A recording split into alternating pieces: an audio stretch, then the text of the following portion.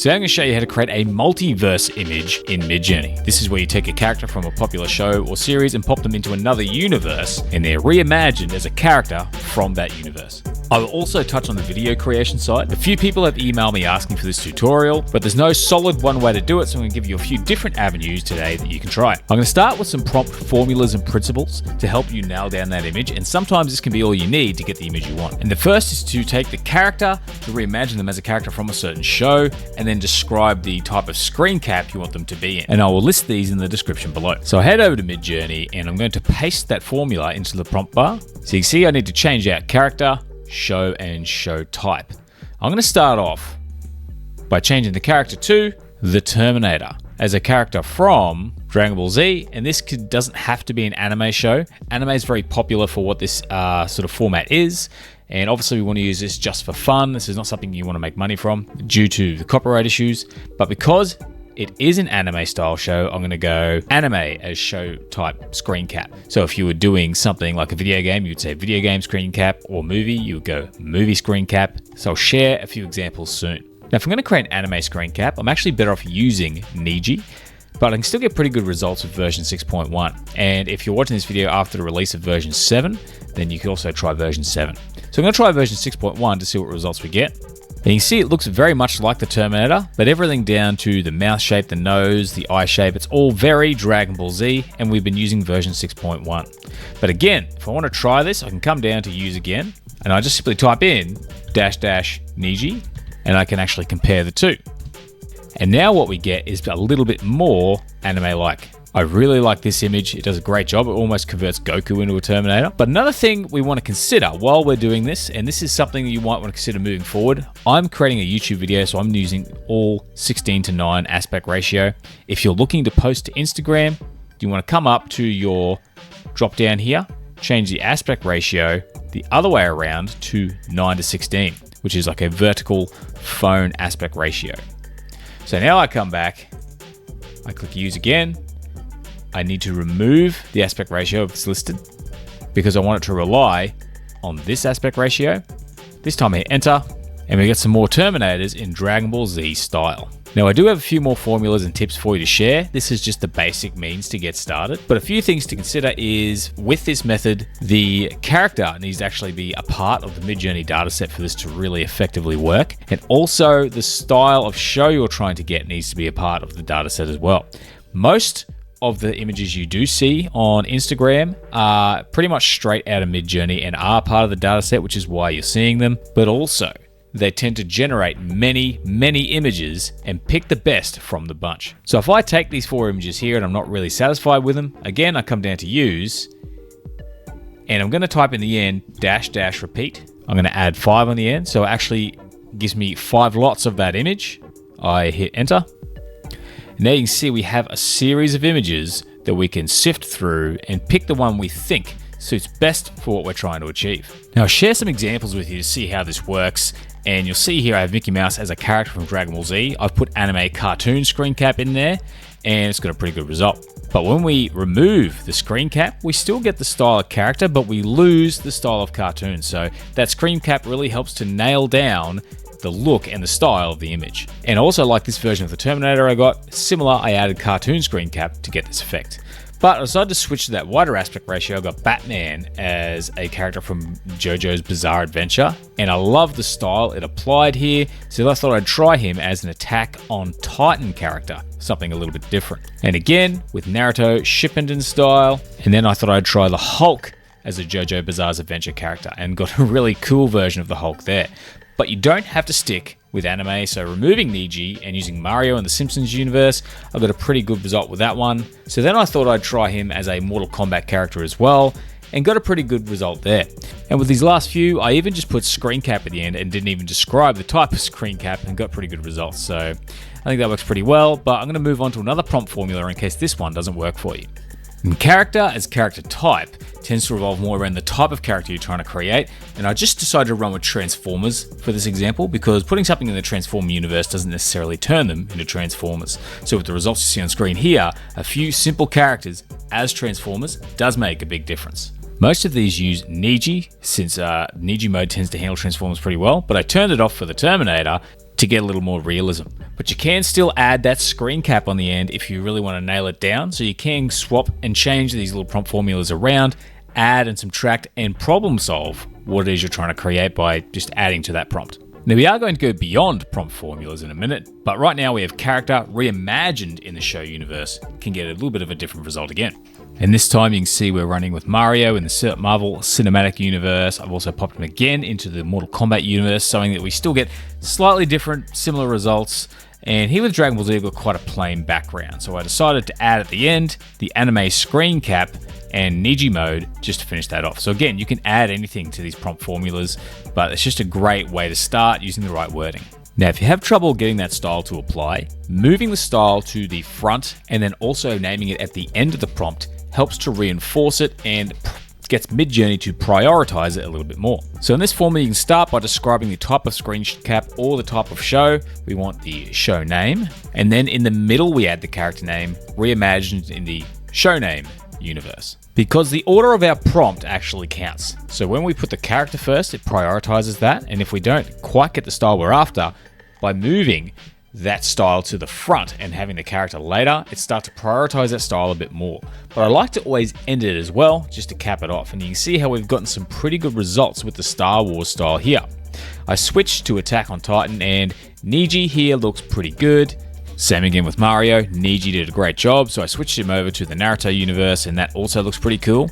But I actually got a better result with version 6.1 when adding Goku to the Naruto universe. So the next few are both Niji and version 6.1. You can see you get two different styles, so you can actually pick which one you think is more suitable if you're going to use this sort of process for creating your images when you're converting your characters into these new universes. But switching to the Marvel Cinematic Universe, showing you can use movies, we get a sort of Iron Man Ultron version of the Terminator. Goku looks like he's at that endgame battle, as you can see in the prompt. We're looking at Avengers Endgame. And Naruto, dressed as Captain America, looks very much like the endgame battle at the end of the film. Now, I want to reiterate that you're not always going to get the results you want. For example, these images here are supposed to be of a cartoon screen cap, and this one didn't really turn out like a cartoon screen cap. Some of these didn't actually align to the prompt as well as I'd like. For example, this doesn't look like Mario at all. It's actually just Goku wearing Mario's sort of clothing. So again, produce many images, choose the best ones, try different prompts, different formulas, make adjustments, and add details to your prompt to further refine it.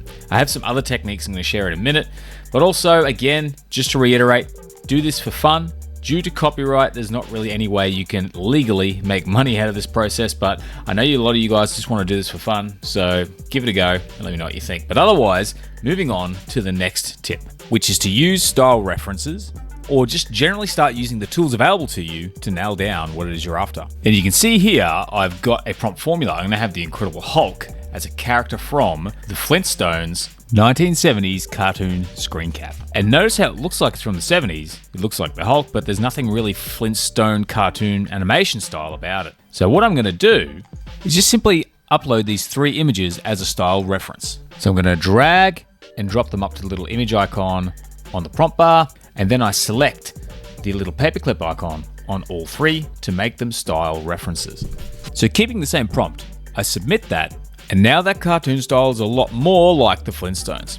So this is a powerful way just to simply grab a few images and really nail down the look of what you're trying to generate. But there's actually also another tool that you can use if you want to nail down that style, and I've covered this in a video recently, and that is mood boards, which allow you to style with far more images to get a little bit more flexibility in that style. But I have here the Hulk as a character from Ghost in the Shell anime screen cap. So I followed the formula, and apart from this one image here, they all just look like a guy in green lighting. I also want it to look more like a screen cap from the 1993 movie, and these look a little too polished. So I'm going to head over to the left to personalize.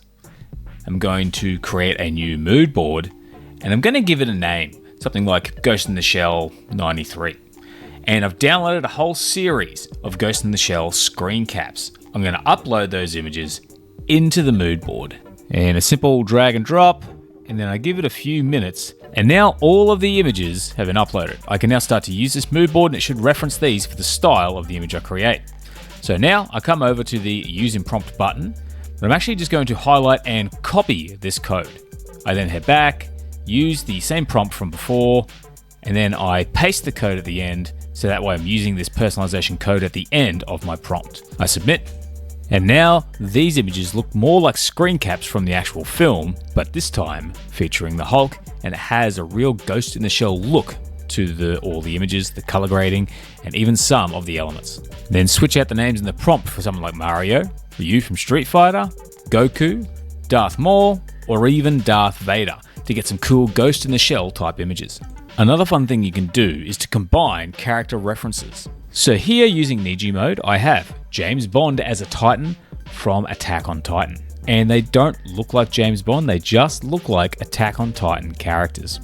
So one thing we can do to change this, I have prompted for a Titan from Attack on Titan, and I've also prompted for James Bond. So now I can use these two separate elements as my character references. I type in the same prompt and I drag James Bond up into the image area, and I click on the little icon to make him a character reference. Same with the Titan, clicking the little head and shoulders icon.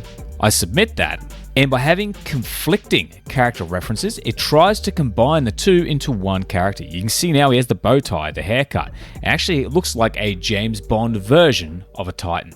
I was able to do the same thing with the Hulk and a Titan, but I also then tried Darth Maul and Batman together, and of course adjusting the prompt, the same prompt, to match those characters, but also Mario and Goku, prompting for Mario in the Dragon Ball Z universe, anime screen cap. Now, before you share or convert to video, I'm going to recommend a couple of tips just to make sure you get what it is you're after. So I have this James Bond by Titan image. If I was going to actually share this image online, what I would do is I would come over here to upscale. I would do both a subtle and a creative upscale. Now, once both upscales are complete, open them up and compare the two to see which one you prefer. In this instance, I prefer this one, so I would be sharing this image. And don't forget, you can take your images into the Midjourney editor, and if there's any funny little errors you want to fix up on an otherwise good image, you can make those changes using that Midjourney editor. And that helps to give you that extra level of control when creating these images. But finally, here's how you can look at converting these to a video that you can then share. So what I want to do is come up to my prompt bar and use one of the methods we've covered to type a prompt. Once I find one I like, what I want to make sure before I get into this is that I have the right aspect ratio. If I'm going to be creating a video for, say, YouTube or something like that goes on a TV, I'll go 16:9, as I mentioned before. But let's say we want to put this on Instagram, we're going to go 9:16, maybe to view on a phone. So we have it at 9:16, we have our prompt, we submit. And if I find an image I think is the best, say this one here, I'm going to click on that. And I think when creating videos, you don't necessarily have to upscale, but it's good if you're going to share an image. But in this case, because we're creating a video, we're going to come straight up and download it. I'm then going to come over to Kling AI, and where it says AI generation here, I come down to video, and I have here image to video. I can drop my image in here. Once my image is in, I can even add an end frame if I want to, but for now we just have our start frame. I'm going to add a prompt. So I have a large green Hulk beats his chest with his fists while the man in front looks up ready to fight. Subtle movements, dust clouds move and disappear, fluid, anime style, animation. Now, there's a lot more options here that we can play with, but we're going to leave it for now. I can go for professional, but using the free plan, I'll stick with standard. 5 seconds, only one output. I hit generate.